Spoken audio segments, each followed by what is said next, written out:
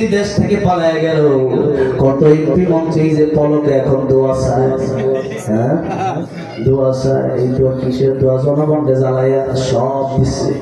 এই যে পলক এতদিন মানুষের কষ্ট দিছে, এতদিন পর্যন্ত জুলুম অত্যাচার করছে 16 বছর। মোটামুটি মানুষ পিছে থেকে সম্মান, সামনে থেকে সম্মান করছে, পিছে থেকে করে নাই। কিন্তু আলেম যারা আল্লাহর কোরআনের খেদমত যারা করে, আল্লাহর কোরআন যারা শিখেছে, এই যে আমরা আজাদি সাহেবকে আপনারা সম্মান করেন কি জন্য? টাকা পয়সা পাওয়ার আশায় নাকি? কি জন্য?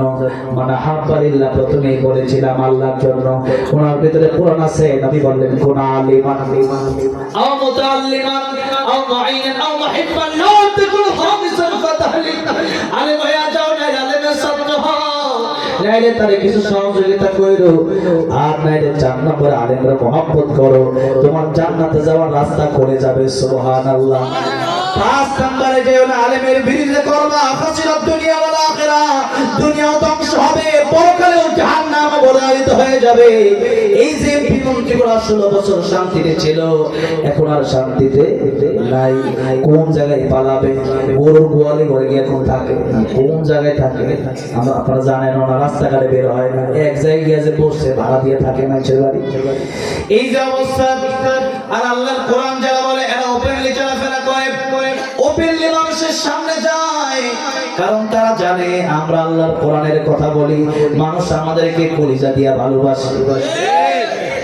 আমার ভাই তো আমার জন্য 10-15 পদ আইটেম করছে, প্রতিদিন যে মাহফিল ঘোরাতে যায় 50,000 করে টাকাও দেয়, আবার 50 আইটেমের খাবারও দেয়, 10 টাকায় দর খাইতে পারি না। তবে এরকম যদি 4টা-5টা হয় তাহলে বড় অবস্থা কি হয়?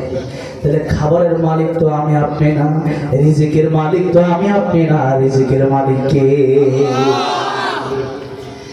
কোরআন যদি শিখেন, কোরআন যারা শিখেছে তাদের খাবারের অভাব নাই, সম্মানের অভাব নাই। কিন্তু এরপরে আজকে আমরা মনে করি কোরআন শিখলে মনে হয় লস। কত ডাক্তার দেখলাম, কত ইঞ্জিনিয়ার দেখলাম, তাদের মা বাবাকে তারা বৃদ্ধাশ্রমে রেখে আসছে। কাপাসে একটা বৃদ্ধাশ্রম কয়েকদিন আগে ঘুরে আসলো, বৃদ্ধাশ্রমে গেলাম, দেখলাম চেহারা বড় সুন্দর। আমি বললাম মা আপনার চেহারা এত সুন্দর, মুরব্বী হয়ে গেছেন, শরীরটা কাঁপে, আপনারা একে গেছে কি?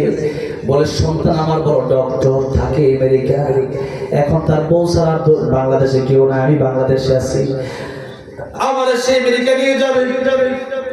এটাও সে মনে তার কাছে এটা বড় খারাপ লাগে যে আমেরিকা আমার এই বৃদ্ধা মাকে নিয়ে আমি কি করবো, নাউজুবিল্লাহ বলে। অথচ নবী বললেন মায়ের দিকে তাকাও, বাবার দিকে তাকাও, আমার আল্লাহ কবুল হজের সওয়াব দিয়ে দিবে। সাহাবী বলেন ইয়া রাসূলুল্লাহ, ইয়া হাবিবাল্লাহ, যদি আমার মা বাবার দিকে 100 বার তাকাই, আমার আল্লাহ কি 100 কবুল হজের সওয়াব দিবে নাকি? আমার নবী বলেন যতবার তাকাবা ততবারই আল্লাহ কবুল হজের সওয়াব দিবে। সুবহানাল্লাহ। হজ করার জন্য কত কষ্ট, 10 লাখ টাকা লাগে। কত লাগে এখন? 8 লাখ 10 লাখ টাকা লাগে। এরপরে শারীরিক, দৈহিক, এরপরে আর্থিক, দুটাই লাগে। ইসলামে যত ইবাদত আছে হয়তো দৈহিক নয়তো আর্থিক, আবার কিছু ইবাদত আছে দৈহিক আর্থিক মিলাইয়া। কথা বলতে বলতে সময় দিয়ে যায়। আল্লাহ, 5 মিনিট শেষ করে দিচ্ছি। দায়িত্ব অনেকগুলো দিচ্ছে আবার আমার ভাই, এরপরে দায়িত্ব আরো কিছু নিতাম, অসুস্থ না থাকলে আপনাদের কষ্ট হচ্ছে। কিছু কথা এগুলো তো আমি তো আধা ঘন্টা বলে শেষ করে দিতে পারি, কিন্তু এমন কিছু কথা যেগুলো না বললে আমি মনে করি আমার হক আদায় হবে। আমি মনে করি মানুষ কিছু করে বলা দরকার। হজ করতে গেলে 10 লাখ টাকা, আর সবার তো 10 লাখ নাই। 10 লাখ টাকা মনে করেন লাগে, আবার 10 লাখ টাকা আছে, আপনার শারীরিক ক্ষমতা নাই, হজ ফরজ হবে না। এখন আপনি হজ করতে গেলে 10 জন 15 জন 20 জন 100 জনের কাছে স্ট্যাটাস দিলেন ভাই হজ যাচ্ছে দরকারে। কিন্তু নবী বলেন পৃথিবীর সব দোয়া বিফলে যাইতে পারে, মা বাবার দোয়া বিফলে যায় না।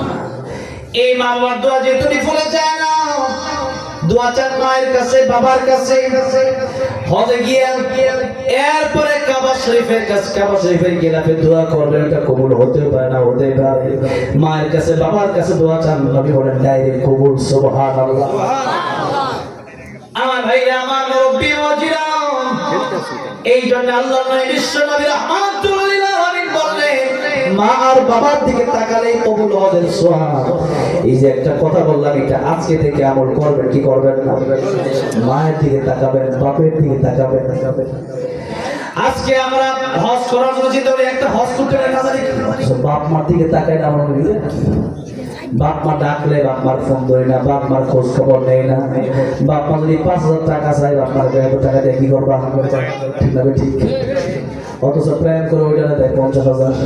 এমন লোক দেশে আছে, আছে না? না আমার ভাইরা, আমার মুরব্বী বাবাজিরা, এই জন্য এই সন্তান যদি আপনার মানুষের মতো মানুষ বানাতে চান, এখন তো আলহামদুলিল্লাহ যে কোরআন শরীফের সাথে বাংলা, অঙ্ক, ইংরেজি সবই তো শিখায়, সবই তো